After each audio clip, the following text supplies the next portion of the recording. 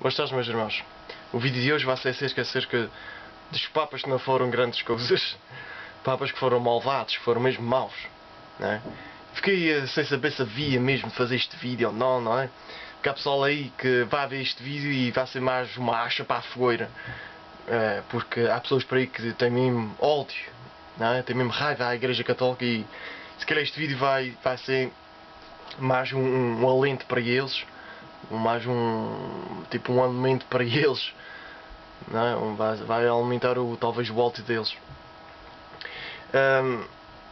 Mas o meu objetivo não é isso, porque a conclusão é que temos que ver isto. A Igreja é santa, não por causa dos seus membros, mas por causa de Cristo. Não é? Eu já acho que já fiz essa comparação, porque a Igreja é a esposa de Cristo, não é? Como diz o São Paulo. E portanto, a Igreja unida a Cristo, e como Cristo é totalmente santo, nunca pecou, é isento de pecado e é Deus, portanto a Igreja como esposa e como um casamento, não é? É aquela união, já não são duas carnes, mas é só uma. Então a Igreja tem que ser santa, porque o seu esposo é santo, não é? Duas carnes numa.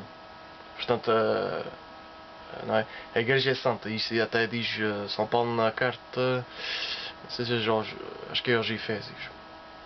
Ou os Hebreus, uma delas. De qualquer maneira, temos que ver uma coisa, meus irmãos. A Igreja sempre teve membros que fizeram porcaria. Sempre, toda a vida, desde que começo. Judas foi o primeiro a fazer porcaria. Depois a seguir foi Pedro, não é? Pedro foi o nosso primeiro Papa, negou de Jesus 3 vezes. Os outros discípulos também fugiram, não quiseram, abandonaram Jesus. João até que ficou coisa, mas também João, quer dizer, ainda temos prova, não é? Que João defendeu Jesus. João talvez assistiu assim de longe, mas pelo menos não abandonou Jesus. Mas quer dizer, também não arriscou muito a sua vida, certamente, para defender Jesus do seu julgamento e da sua paixão, da sua viagem ao Calvário e da sua morte. E portanto, desde o começo, meus irmãos, tivemos sempre membros que fizeram porcaria. Estes papas que eu agora vou falar só assim por alto, fizeram coisas mesmo terríveis. Por exemplo, temos o Papa Bento IX. O Papa Bento IX foi o Papa mais novo da história da Igreja. Ele foi Papa aos 18 anos. E é interessante que ele depois reinou durante pouco tempo, para aí acho que foi 3 anos. Resignou. Depois dali não sei quanto tempo foi outra vez Papa durante um mês, vendeu o papado, vendeu o seu ofício, quer dizer, queres ser Papa? Dás-me dinheiro e tu ficas Papa. Ele fez isso. E depois, lá depois de não sei quantos anos, foi outra vez Papa. Papa Bento IX foi 3 vezes Papa. E foi um gajo que, passado da cabeça, desistia, vendeu o coisa e por aí fora. Isto depois tem a sua cultura, né? Como é que pode ser um gajo eleito 3 vezes? Isto depois, né? Isto é na altura que não havia conclaves e isso tudo, isto depois tem a sua coisa, não vou entrar nisso. Tem a sua cultura, a sua, não é? Isto são séculos atrás. Por exemplo, quando se fala de papas maus, vem logo à cabeça de muitos, é o Papa Alexandre VI, que foi da família Borgia. Há até uma série de televisão que fizeram os Borgias. Então é acerca dessa família. Era uma família poderosa e rica e depois assumiu o quarto de Papa e só fez porcaria. Só pensava no carcanhol. Portanto, foi só para ser Papa para enriquecer a si e enriquecer aos da sua família. Por aí fora temos, por exemplo, o Papa Sérgio III. Sérgio III foi... O gajo era doente, pá. O gajo era... O Papa anterior a Sérgio III era Formoso. Era o Papa Formoso, assim, era o nome dele assim. E ele tinha tanta raiva desse Papa que depois, quando assumiu o cargo de Papa, o outro tinha morrido, mandou desenterrar o corpo do outro Papa, não é? Pôs numa cadeira, no meio lá onde residia o Papa, não é? Pôs numa cadeira, reuniu todos os bispos e fez um julgamento. E quem é que respondia para o Papa que estava ali, não é? Estava quase já estava já em decomposição. Ele então disse, olha, aquele diácono vai responder para o Papa. E fez como se estivesse num tribunal, fazia perguntas, acusava isto, acusava aquilo, e depois logo o teto do diácono respondia pelo cadáver que estava ali. E depois no fim, ele cortou lá os 3 dedos, que estes 3 normalmente, quando o Papa faz uma bênção, normalmente faz assim, com esses 3 dedos assim. Cortou esses dedos, enterrou-lo outra vez, e dali a não sei quanto tempo, desenterrou-lo outra vez e foi pô-lo no mar. No mar não, no rio.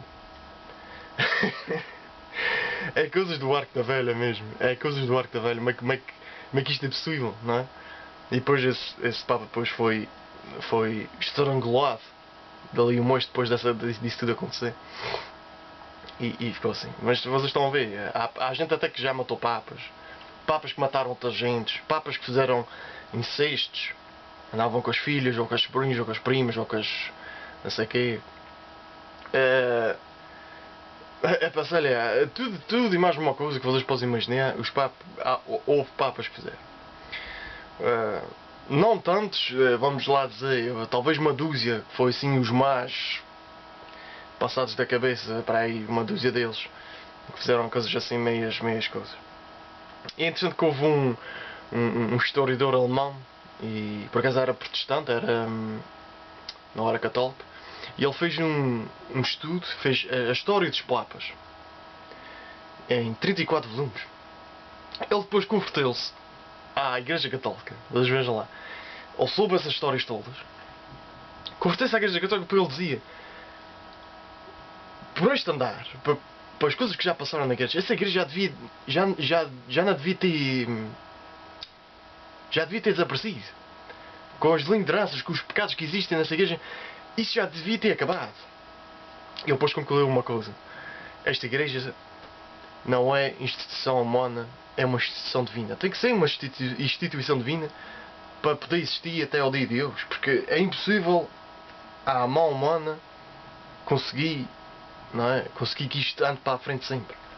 E realmente é uma instituição humana, porque como disse Jesus a Pedro, eu sou por ti e edificarei a minha igreja. Portanto, foi uma instituição divina realmente. E portanto, mas o que eu quero dizer é que eu soube, portanto, quando comecei a ver essas histórias dos papas, isto e aquilo, não é que não fique escandalizado e fica assim, poxa, mas como é que isto é possível, não é? E fica assim, mexe comigo, não é? Como católico, claro. Mas agora dizer assim, vou desistir da igreja por causa desses tantos papas que fizeram isto, ou por causa dos bispos, ou por causa agora dos padres pedófilos, ou por causa de... Mas meus, entendem uma coisa. Eu sou católico, e isto deve ser o pensamento de todo o católico.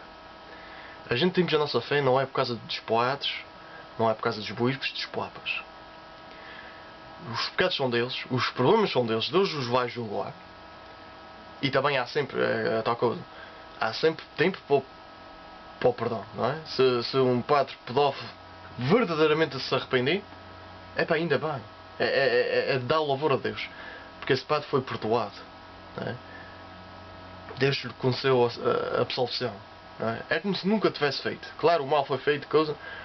É justo ele se apreço, claro. É justo ele se entregar à justiça e isso tudo. Mas o mais importante é que a sua alma está a zero. É como se nunca tivesse pecado. Isso é maravilhoso. Porque assim já tem a hipótese de alcançar a vida eterna. E portanto, para que é que eu hei de me apegar a essas pessoas? Isso é como se estivesse a dar poder a essa pessoa. Eu estou a impor tanto poder a essa pessoa, ou expectativa, e depois, como essa pessoa não é recíproca, não dá para trás aquilo que estou a esperar, eu vou desistir. Não pode ser. A minha fé, meus irmãos, é em Jesus Cristo. É isso que nunca pecou.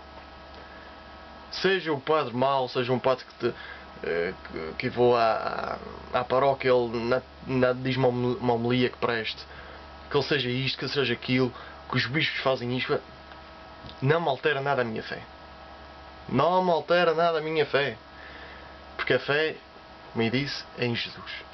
e na sua igreja que é santa. Portanto, permanecer sempre na igreja, meus irmãos.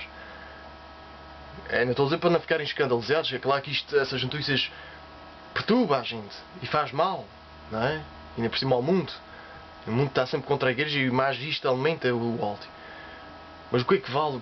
Porquê que eu hei de desistir de ser católico por causa dos outros?